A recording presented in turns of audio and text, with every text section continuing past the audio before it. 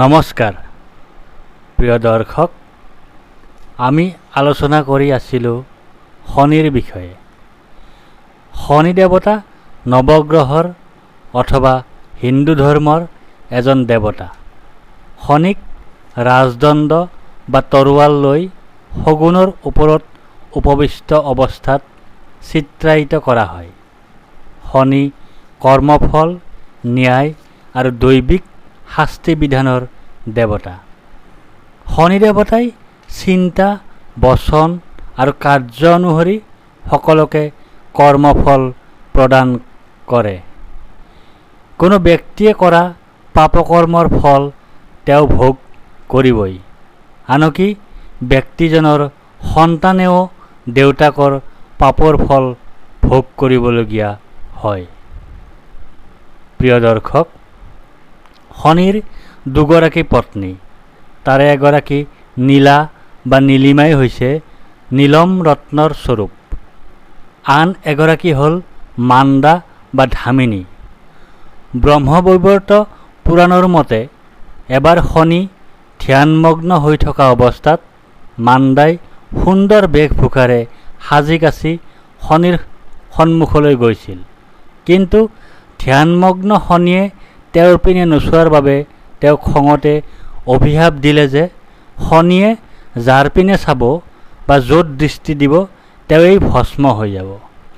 সেইবাবে জাতকৰ যিটো ঘৰত শনিৰ দৃষ্টি পৰে সেই ঘৰটোৱে গোটেই জীৱন জাতকক জ্বলাই থাকে। প্ৰিয় দৰ্শক, এতিয়া জানো আহক শনিৰ জন্ম বৃত্তান্ত। সূৰ্যৰ পত্নীৰ নাম আছিল তাৰা। এবাৰ তাৰাই ধ্যান কৰাৰ মানসেৰে নিজৰ ছায়াক জীৱিত কৰি সূৰ্য আৰু ল'ৰা ছোৱালীকেইটাৰ লালন পালনৰ দায়িত্ব দি বনলৈ গ'ল।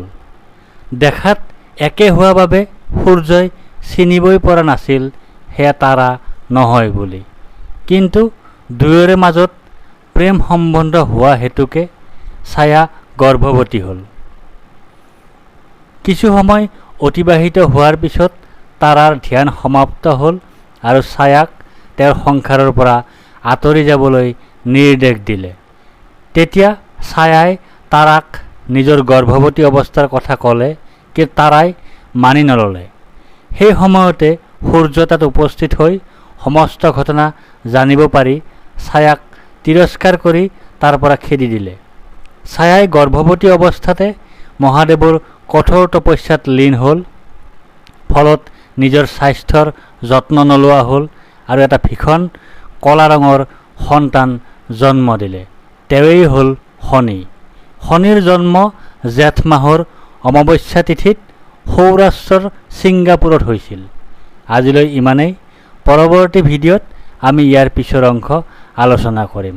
ধন্যবাদ।